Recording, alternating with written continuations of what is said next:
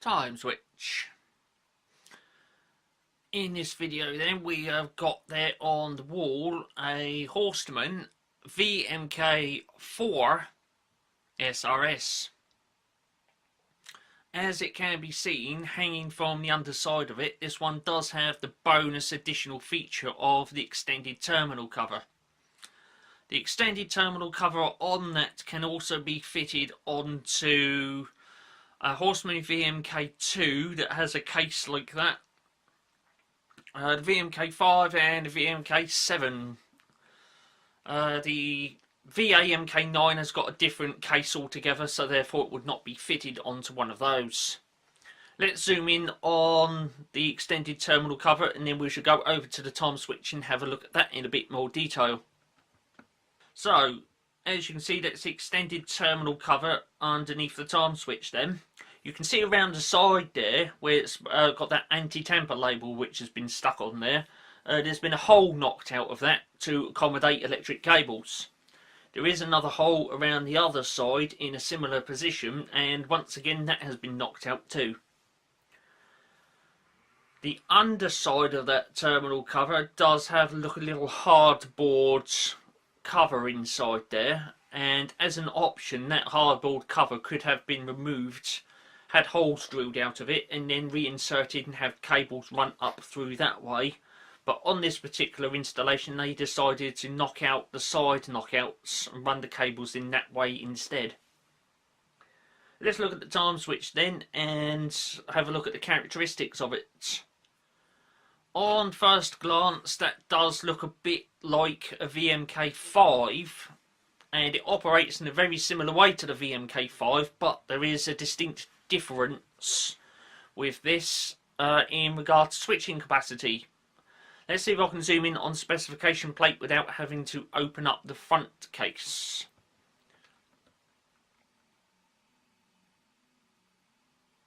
There it is then. You can see it in there, that little difference between the 5 and the 4.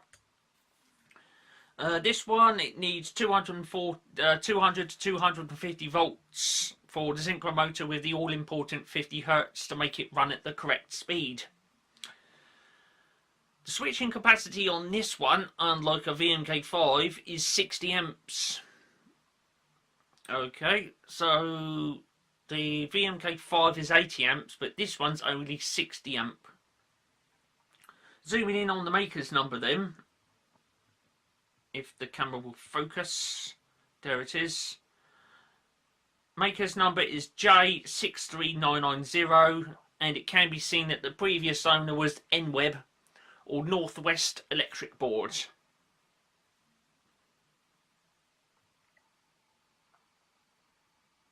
I can say in all the years of my acquiring Horstmann Timeswitches, this is the only Vmk 4 that I've ever managed to get hold of. So it can be said that the Vmk 4 is a reasonably rare Timeswitch to have in the collection. I'm going to open up that front case now and we'll have a look at that in a bit more detail. There it is then. The front case has now been opened, but with the extended terminal cover in the way, it can be seen that the front case leans up against it instead of freely swinging backwards and forwards. Let's zoom in on the specification plate then for the Horstmann Vmk 4 SRS. As you can see, up the top right hand corner of the specification plate it says 200 to 250 volts. And it says on it 50 CS. The CS is basically means cycles per second. Okay. It's very similar, exactly the same as hertz or periods or cycles or anything like that. It's the same as hertz. It can now be seen on the specification plate the maker's number and who previously owned it before I acquired it. J63990 and NWeb. Oh dear, we lost focus then. There it is. Okay. So J63990 for the maker's number, and the previous owner was NWeb. Just underneath that it says manufactured by the Horstmann Gear Company Limited in Bath in England. as like the 5 and the 7, and possibly the number 2 as well, we've got the option there of off, auto and on, which is manually selectable, but as like the other time switches, the front case would normally be closed and sealed, and the operation of this time switch and the setting of it is not for the electricity user. Let's look at the clock face then.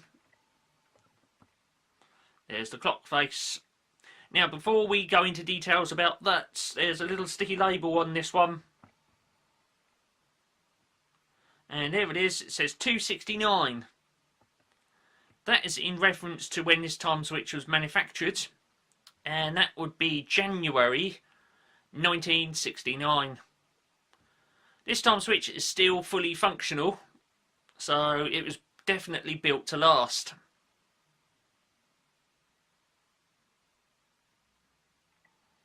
There's our clock face then. This one has a multitude of togs on it, and I do believe that all of them are intact and fully functional. Up the top then we've got, is that an on or an off? That's an on tog. And right down the bottom there, all by itself, is an off tog. And then all bunched up right there, we've got 3 other togs, or no, 4 other togs then. So on this particular time switch we've got 3 on togs and 3 off togs. So there we go. So that would be quite a complex tariff on that, if that's... I'm pretty sure that since owning this time switch I've never adjusted those togs. So there we go. So I've got a feeling it would turn on at around about 11:15 at night, and it would go all the way around, turn off at around about 8 in the morning, and then it would turn back on around about 12:30, back off again at 1:45, back on at 3 o'clock, and then back off at just gone 4 o'clock in the afternoon. And then it would be off for a few hours until that on tog came around once again. As like with all of the VMK range, there is a square winding shank in the middle of the time switch there, in the middle of the clock face, for winding up the spring reserve. The spring reserve on these are good for 15 days of power loss, and it will maintain the clock at the correct time. There it is then. What I should do now is we'll remove the clock from the base, and we shall have a look at the terminals in there and then examine the base on the back of the time switch. There we are then. The time switch has now been removed from the base, and we shall zoom in and have a look at the terminals that are in there.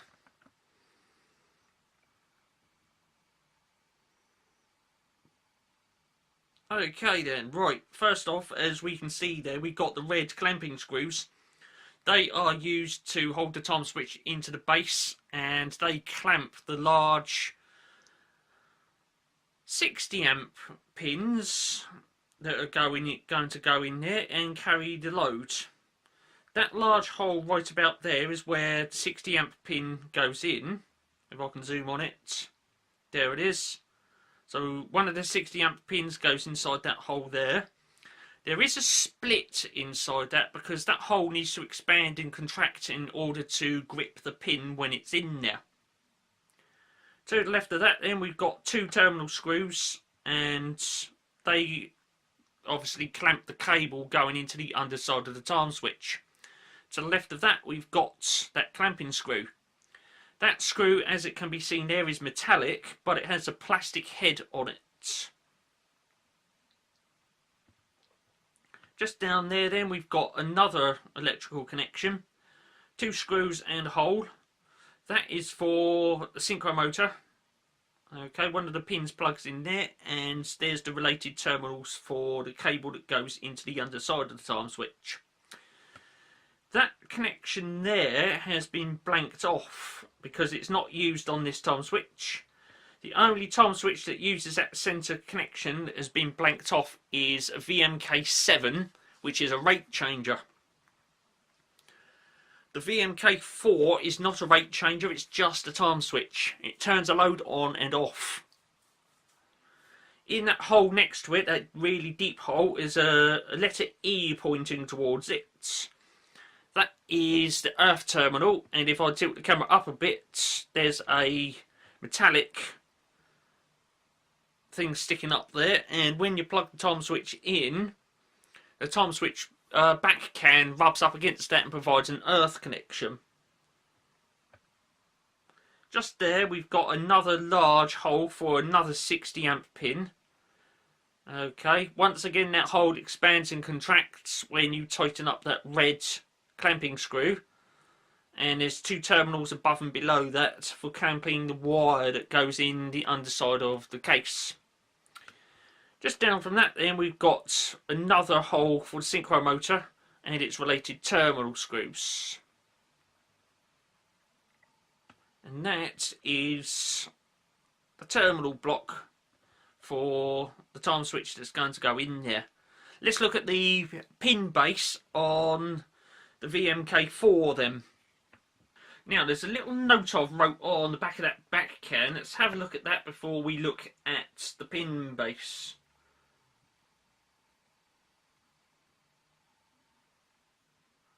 There we go. I've wrote on there 30th of the 11th 2006. So that is when I acquired this time switch, and I thought to myself it would be a really nice idea to write the date on the back of it of when I acquired it.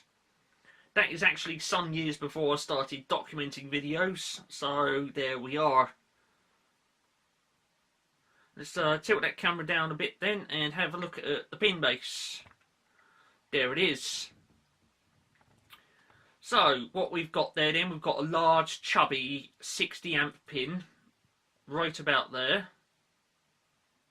Let's zoom in on it. There it is, and just underneath that, attached to it, we've got the 60 amp contact there. There's a nice big chunky bus bar connected to that as well. Just underneath that then, we've got one of the pins for the synchro motor just there. Sorry about this camera tripod, it gets a bit wobbly and a bit overly sensitive when I've got the zoom right in. Okay, so that pin there is one of the pins for the synchro motor. Moving along a bit very carefully, we've got the other pin for the synchro motor just there. And next to that we've got an internal glass fuse just there. There's that big chunky bus bar. If I turn the camera around a bit more, there's another chunky chubby 60 amp pin right there. Little cord clamp device just there, and those yellow cables go up into the back can right about there, and those wires are for the synchro motor that's inside there. Okay, just down there we've got a spare fuse, and I do believe that's the original one in there, so it's still there. So there we go. Incidentally, I might like to point out that black cam, that black thing just there, that comes through from the front, and that will move up and down. It will act upon that brass part attached to that, and then, obviously speaking, that bus bar will move up and down and open and close that contact respectively. But there it is. That pin base on there is very similar to what you'd find on the back of a VMK5. It's just that the contact set on VMK5 is just a little bit bigger to take the extra load. Okay, once again, those contacts in there, they are 60 amp, but on the VMK5 they would be 80 amp. I will now reinstate the time switch to the case that's mounted up on the wall.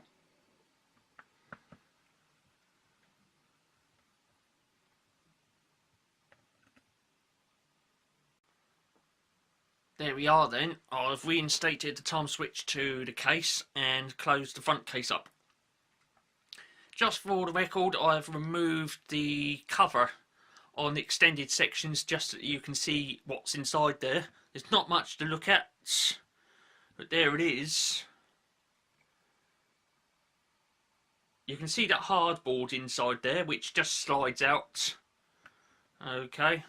and adjustments can be made to that and have it then reinserted. You can see that there's a knockout on the left hand side that's also been removed, as well as the right hand side, and just down there on the floor is the cover that I removed, just there.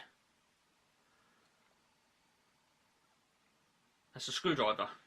Okay, in case you was wondering what that was, I used that to take the front cover off. So I'd like to say thanks for tuning in to watch that one. As and when I can, there will be more time switches coming up, so do stay tuned for those. For now on this one, thanks for watching.